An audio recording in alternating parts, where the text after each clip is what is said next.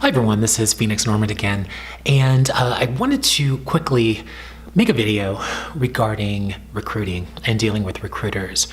I just got off the phone with a coaching client, and this issue came up during the conversation, so I thought it'd be kind of helpful to pop on and do a video.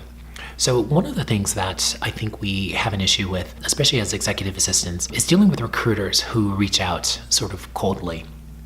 And I'm guilty, have a tendency to sort of excoriate them based on, we look at them as seat fillers and, not really sort of doing their due diligence on us in order to figure out if we actually are the right people for particular jobs. And sometimes they send jobs that are just so far off base, we tend to sort of unfairly judge them. And I think a lot of that is our fault. And that's something that I want to cover today in this video. Using, or utilizing, I should say, recruiters is an art form. And a lot of it is based on what I like to say, treating yourself as a brand, meaning I am the CEO of PhoenixNorman.com.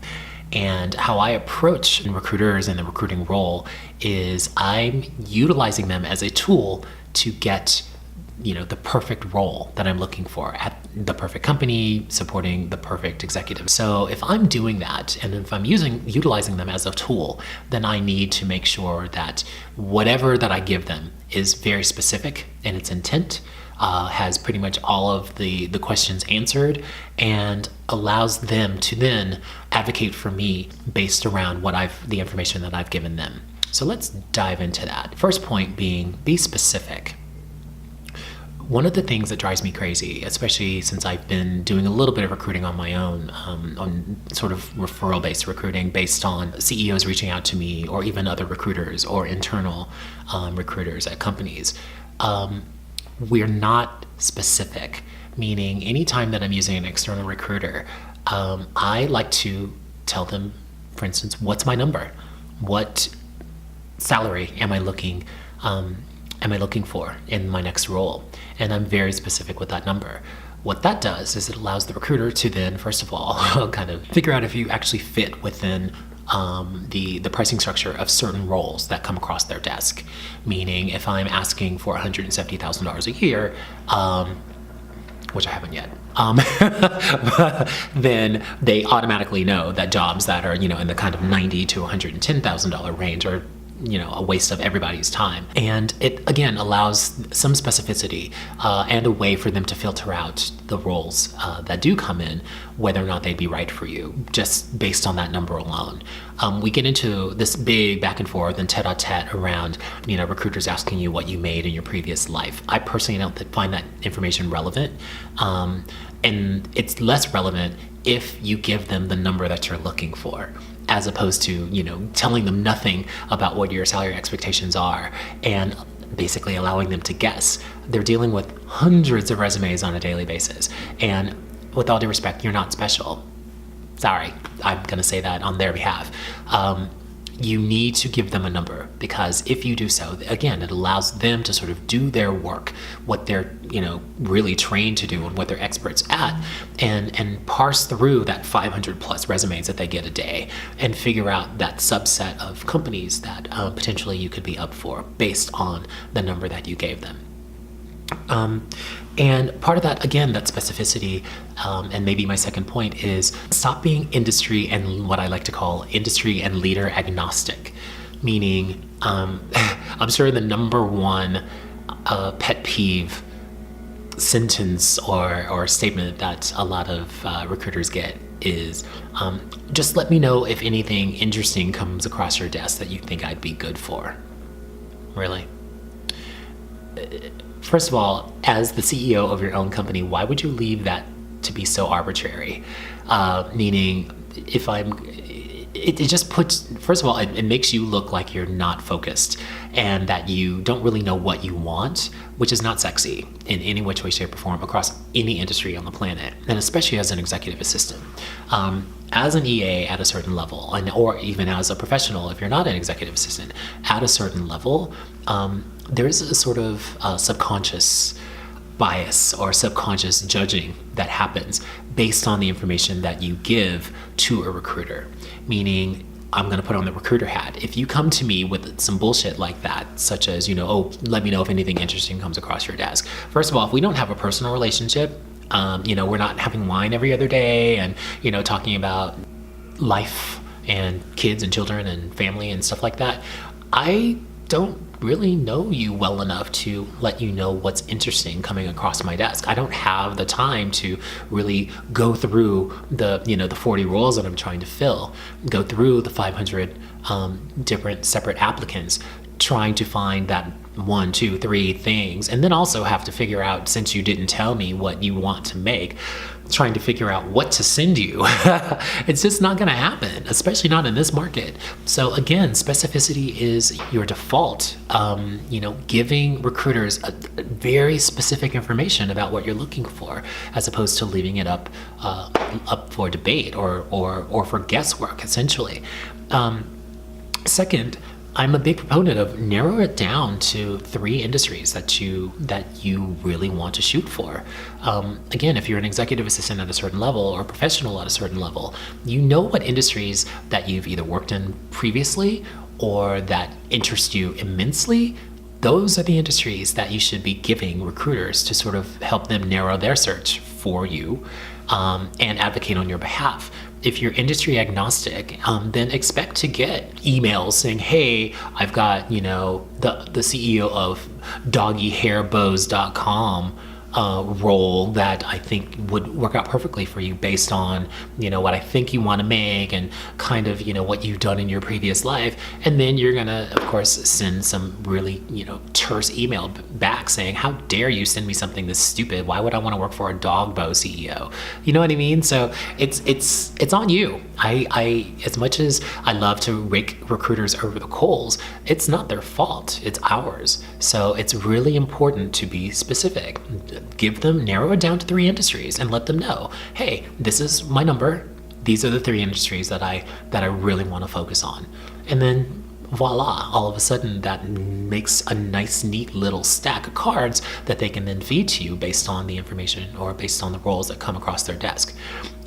Second, if you're not, if you still are kind of industry agnostic and you're not sure what industry, younger EAs especially are guilty of this. If you're not sure what industries you want to work in because you don't have enough experience in numerous industries, then don't be leader agnostic. That's another thing.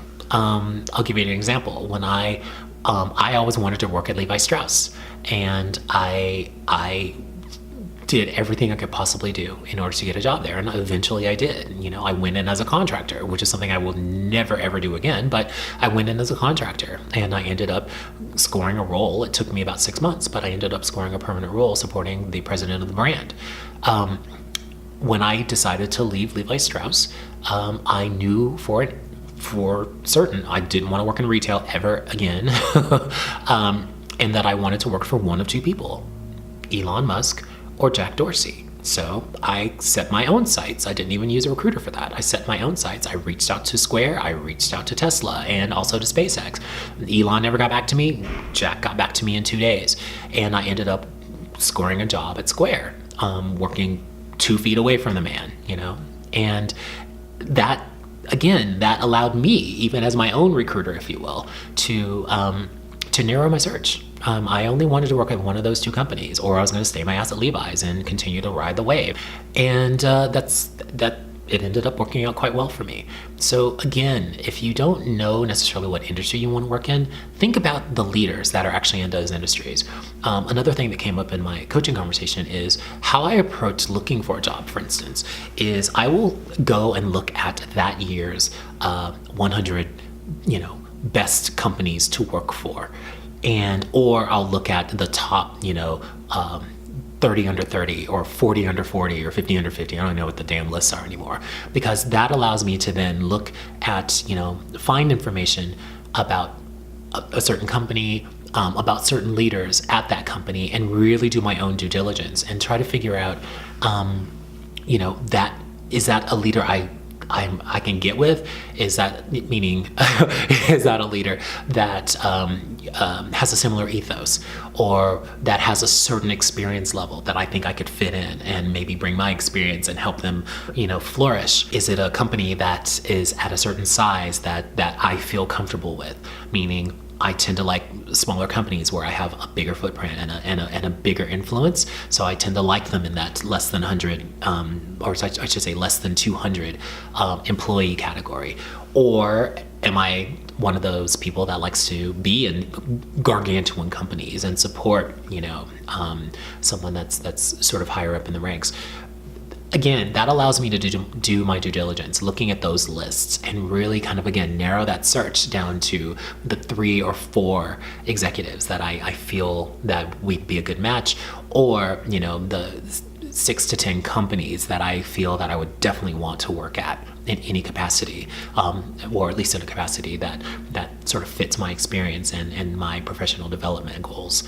So I hope this helps. I don't want to beat it to death, but again, be specific, stop being industry and leader agnostic, and then do your own due diligence. Look for those companies that you want to actually work at, as opposed to waiting for something that comes across the desk that might be interesting to you.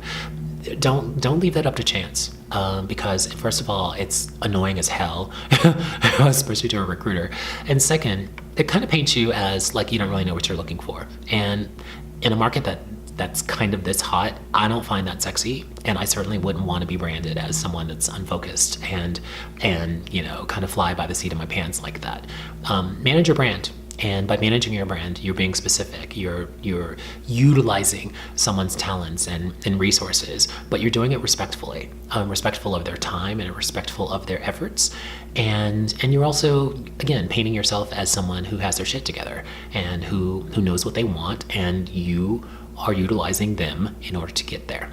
And I think that's the more successful route to go, as opposed to, again, leaving things to chance and to interpretation, because it doesn't accomplish anything except annoyance. So I hope this helps. And if you have any questions, please feel free to reach out to me. I'm big on that good DM. I love answering questions. And I also coach as well. So if you have long-winded questions that you really need some drill down session on, please feel free to reach out. Go on phoenixnorman.com and book a session, and I'll give you probably one of the most beneficial hours of your life, because I kind of designed my life that way. So thank you again, and I will catch up with you next time.